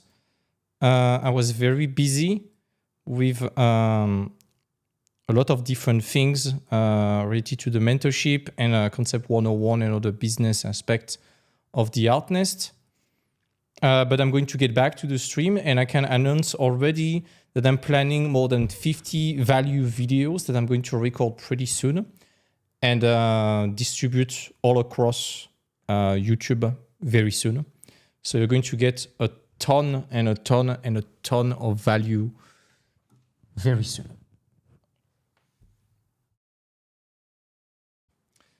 Let's have some questions.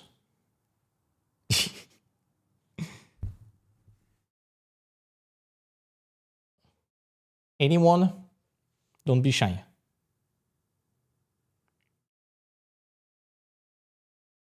Preparatory module sales date. I'm going to set it again in 2 weeks, normally. So for anyone who didn't get the preparatory module, it's your time. And I'm going to announce a few more stuff added to the preparatory module. I want to add more stuff, but I can already show you something new, which is that massive gameplay presentation I'm going to do tomorrow for the mentees and the preparatory module members is going to be added. So coming very soon. And I'm going to do a few more presentations at some point about a few more subjects regarding time management, like soft skills and things like that. And normally it's for the mentees, but I want to invite the preparatory module members to have a look, and I will leave it available for replay for some times. But yeah, I added this. What else did I add in the preparatory module? I added a presentation that I did a few weeks ago regarding the main design mistakes and how to solve them. I added stuff regarding the rendering mistakes and how to solve them. There's going to be the gameplay element that I talked about is going to be big. And overall, I want the preparatory module to be a slightly like semi-premium access to some stuff from the mentorship that I'm dropping here and there. So it's like a little, you know, just like the fast pass in Disneyland, where you get a bit of extra. I want to drop some extras from time to time. So yeah, book your calendar in 2 weeks. It's going to be available again for a limited time. And the reason is not to put pressure on you. It's just for you to engage with the content fast, because that's something I notice. If you leave, if someone tells themselves, okay, I have the time, sometimes later becomes often never. So I want you guys to consume the stuff. So it's actually helping you gaining value from that. Is the kitty okay? Yeah, he's just sleeping. He's having very deep sleep. Let me change the camera. Oop. Hello, buddy. He's just very tired. If you want to be an environment concept artist, do you think that adding characters is good or bad? It depends on the studio. Depends on the studio, because some studio will require you to be a bit more generalist, like 70% environment and 30% characters, for example. These tend to be more the production studio, like Ubisoft, EA, when you are directly working on a game. And the reason is they want you to be able to flex in case your colleague doing characters is not there. Outsourcing studios, they tend to want you to be more specialized. So the answer, it depends on the studios you are aiming at. And once you have figured that out, now you can make a decision.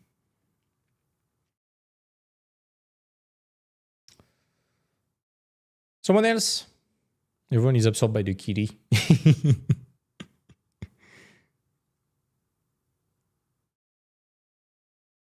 There's a second cat coming very soon. A black one.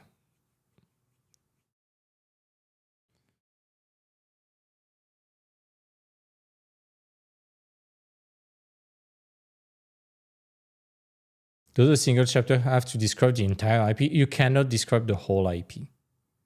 Pick the most important things of the IP and try to sell that very well. You want to make a portfolio about the 3 Musketeers, design the 4 Musketeers, 1 antagonist, a few guards, a few NPC, boom, you're done. The big cat rider, his name is Vega, and the next cat is called Hades.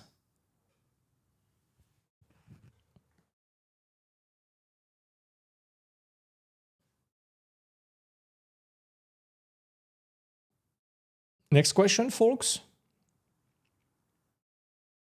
In any case, I hope that presentation was useful, by the way. And just one last little announcement. I mean, you know the drill regarding the mentorship and all of that. Next class starts on June the 2nd. This is the last class before the summer break. So after that is going to be in September. So you know the drill. If you want to join, I will not push anything. But just so you know, last year I made a class also in July, but I was exhausted. So I'm stopping after June's class. Any other question? I'm looking down. It's because I have the chat slightly down. It's not that I'm passing out too.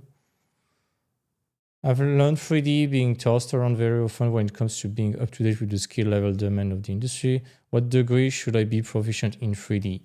If you are doing environment enough to lay out the perspective and be pretty good and help you with the fundamentals. If you're doing realistic environment, you need to be a bit more pushy with 3D because it's going to save you a lot of time. If you're doing stylized, just the base is enough. If you are doing characters, not very important because you need to be able to draw that. I know that more senior level character designers, they tend to be able to work in 3D, especially on hard surface and things like that. But focus on being able to draw them very well first and use the 3D for the little hard surface, a few weapons and things like that, and that's it. I have to check the general. What's going on?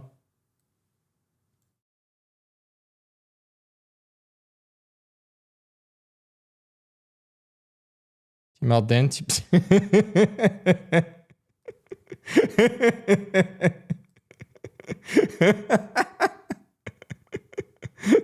I love you guys. I love you so much. I'm drawing with the mouse, okay? It's been months since I have used the tablet.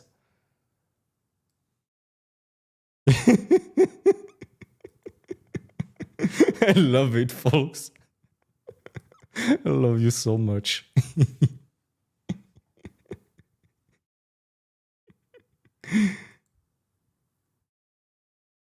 Next question. I wanted to thank you. I'm in data since 2 weeks and I've learned so much. Nice. More than 3 years of school. Thank you. Thank you so much. I'm glad you like it. My mentor will tell me to ask you for a review right now, but I'm always shy to ask for reviews. I'm collecting the reviews. I'm screenshotting every time there's a nice comment or something like that. I'm screenshotting it.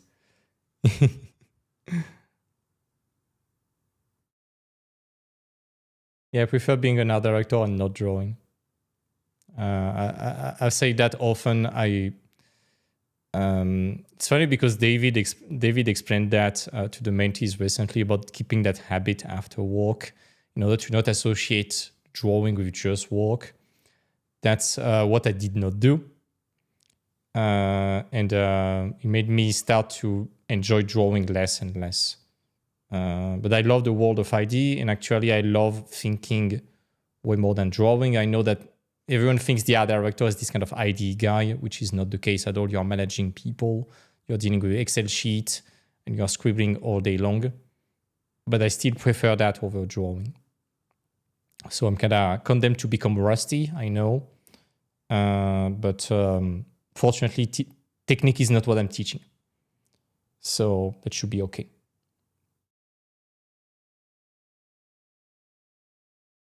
Unless you're the art director on Expedition 33, I mean, he's probably having insane skills regarding art direction to pull out a game like this.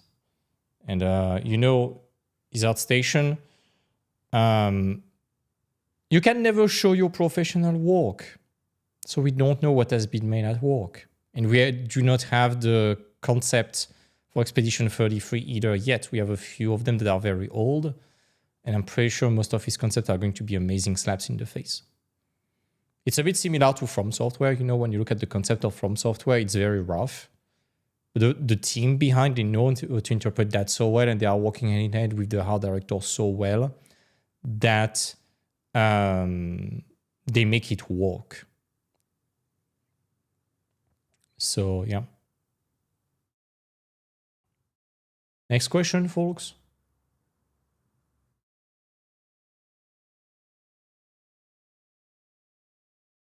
Don't be shy.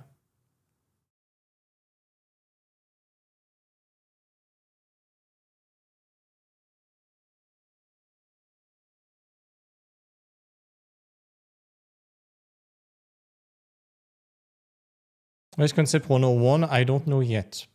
I'm going to announce that as soon as I know. Normally end of August, early September, I guess. We're going to be there. We're going to have a booth. Maybe more. It's going to be amazing. We're going to have a squad. We're going to give some goodies, maybe some hoodies, some little pins. Like, we're going to give away... Come on, camera. Camera.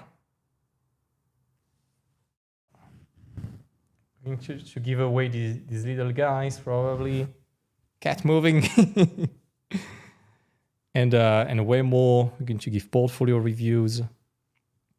It's not planned yet, but it's going to be great.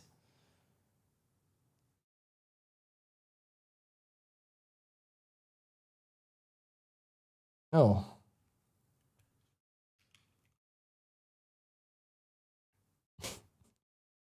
Sorry for the flickering of the camera. I need to adjust the frequency of the camera.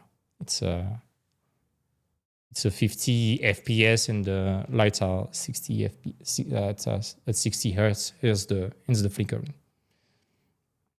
There's going to be way more. It's going to be cool. Pricing for the mentorship, we are at 2,800 euros. For the mentorship, the preparatory module, and the follow-up after. And all the goodies and the new content and everything. Basically, once you are in the mentorship, you get everything, basically. And if you got the preparatory module, what you paid is going to be normally discounted. So that's normally that's $100 discount if you get the preparatory module. Going to see if the preparatory module stays at 100 or slightly increased, but I don't care.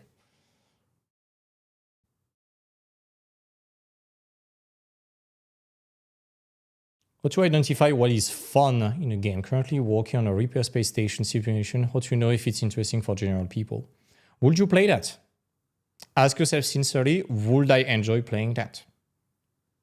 Is the stuff that I'm designing something I would be excited to see in a game or not? If yes, good. If no, think about that. Generally, it's tied to your culture about games. I'm a big shooter nerd. I've been playing Destiny more than a reasonable amount of time. I've been playing Doom Eternal a lot. I've been a former Quake player. I've been playing Overwatch a lot. So I know shooters extremely well.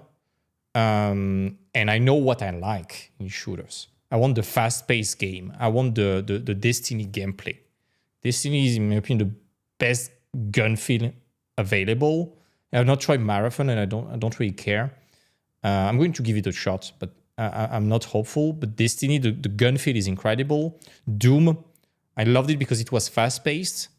And Doom Eternal was a bit slower, but it compensated for the dash and the butcher hook. That was super cool. And Overwatch, I was playing Pharah and Tracer, you know. I was playing also Ana and a bit Sombra. But my mains were Pharah and Tracer because the characters are fast, you know. So when I'm designing, if I was designing for a shooter, I would be like, I want the gun feel to be satisfying. And I want the characters to move, you know. I'm also a big RPG nerd, like Skyrim, The Witcher, Baldur's Gate, things like this. So I think I would know what I want in an RPG, which is a deep story, complex magic system, freedom overall, symbolic bosses. That's the kind of stuff I would think about. So it's just based off my own little personal culture. I know what makes me enjoy the game, so I'm going to start from that generally.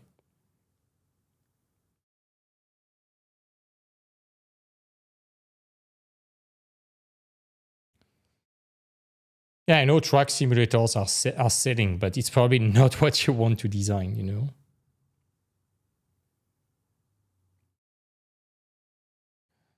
If you are from third world country, will you target a studio overseas and rely on LinkedIn to connect, or go for the mid-sized local outsourcing studio? Not studio here are junior friendly.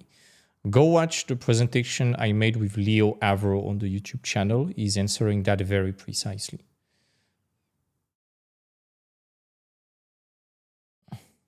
How long is the main part of the mentorship? 5 weeks.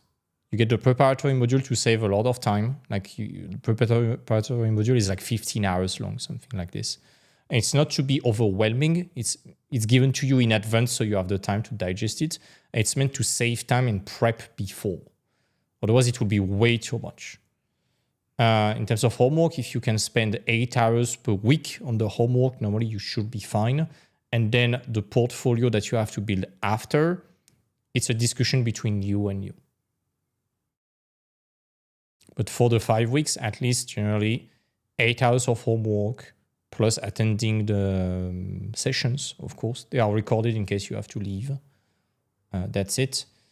And watching the videos, but the videos I'm giving them always on the weekend, so you have the time to watch them. Hope it answers the question. I'm not expecting full-time dedication to it. It would be ludicrous, especially building a portfolio takes time. But I'm expecting the people to join to be truly motivated about wanting to get a job in the industry, you know, and willing to try hard. I'm not going to blame anyone who has to lay back and things like that. It happens to me too. I need to take a break very soon. I'm very tired. But, you know, the medium is the message. Even with the former mentees, we always see that. You have most mentees that are very diligent, but the few of them, they send an update every like 4 months. It's like, let's be honest. It's not the priority. Otherwise, it will be different in terms of feedback. The feedback will be more intensive. And even though I'm grumbling a lot and barking after the mentees when they spam my DM, I prefer someone that is super motivating and abusing a bit my DMs, even though I don't like that, because it's just taking me a lot of time. It's a lot of interruption, but that's fine, rather than someone who is dropping out. Technically, it costs me less time and less effort for someone who is dropping out, but I prefer to have the result, and that's why I'm so fucking demanding now during the audit. We get more and more pros joining the mentorship already. So, yeah. The goal is dedication, and I'm always asking the same question during the calls. What's your time frame to get a job? I want it to be reasonable. I will not get someone who is like, I need a job by, let's say, July. It's like in 2 months, the mentorship is starting in June. There is no way I can deal with this kind of miracles. This is Santa Claus. This is Jesus Christ you need. This is not me. Everyone joining the mentorship normally acknowledge and are perfectly aware that it requires to build a portfolio. You want to have chances at getting a job, you need to build a portfolio. That's the number one rule. What I'm doing right now with the mentorship, I'm not selling a job. I'm not promising buy my shit and get a job overnight. Promise for easy free payment of $4.99, you know? All I'm offering is everything I know, my time, a community, and a structure so you have the most optimal chances of getting it to work. And you are guided and you have my time, and I'm over delivering on my time. You know, I'm not counting my hours. That's the best I can offer. It would be unethical to promise a job. All I can offer is I'm working with you for as long as needed, for as long as you do the job, you know. Someone who is sending an update every 6 months, let's not pretend this is the priority. And this is fine. There's no judgment, you know. But let's not act and pretend that the person is diligent about getting a job. I'm still going to do the feedback, of course, but it's just about the person being honest with themselves. But normally, these kind of cases are getting lower and lower and lower and hopefully coming close to zero, because I'm more and more demanding during the audits. Are remote opportunities still as abundant as it was during COVID? No. No, especially because the industry is shrinking. Does it mean that there's no remote job available? No. But people need to be aware about the difference between remote work and freelance. A lot of people, they generally mistake both. And generally, remote work, you tend to be in the same country of the company, you just work from home. But you are a salary person. And being a salary person means you are in the country for a legal reason. Freelance, normally you can work from anywhere in the world. So remote working, remote salary is becoming rare. You have a lot of hybrid now. Fully remote, as a junior, don't expect that, honestly. Let's report the bandit. Let's not expect that. Remote freelance, why not? But remote salary full-time in a company, no. Not as a junior. The student needs to trust you. I hope it answers the question.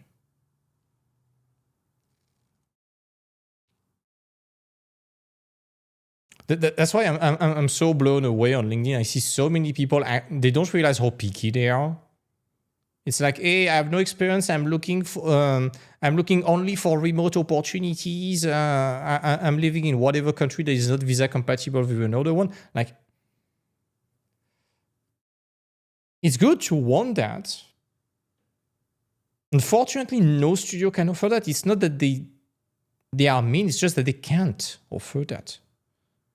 So you live in a third world country, look at freelance opportunities. And for that, you need to double down on online presence and networking. Go watch the video with Leo Avro. He's better than me explaining that. And you can also look at his own video. I think it's called Succeeding from a Shit Country. Just type Leo Avro on YouTube, you will find his video. He's explaining that very well. You have to be extra aggressive on the social media. By aggressive, I mean outgoing, not yelling and barking at people, of course.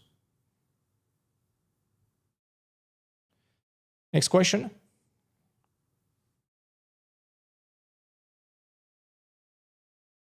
Oh.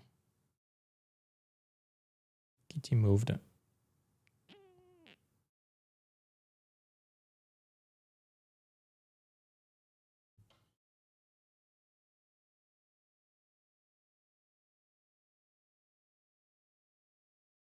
Leo Avro.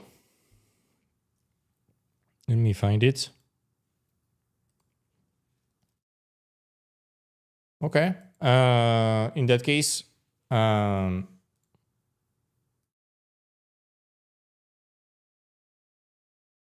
this one, interview with Leo Avro. Go watch it.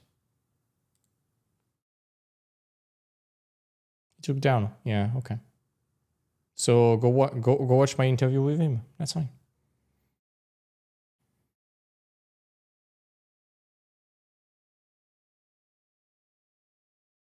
One last question, and then I have to go.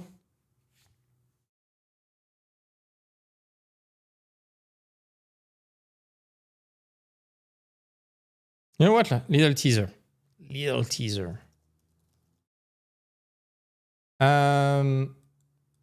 As I was telling you, I'm preparing a crap ton of little videos, like 5 to 10 minutes each, to bring values. It's probably going to be a bit longer for most of them. I'm going to mass produce them pretty soon. No editing, nothing is going to be just like the lives. Because that's a format that you seem to like, folks. And I'm not here to make entertainment and motion design and crazy editing. That's not bringing any additional value. Content. Crap ton of videos right here. It's in French for now, but I'm at almost 60 scripts. There's a crap ton of them. And each video, the goal is to answer one question or one struggle that you folks have or ask yourself and nuke that question and bring you a clear answer for that.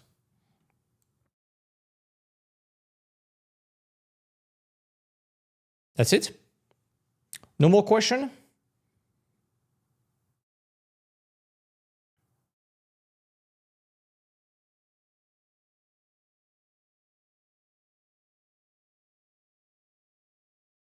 Good for you. All right.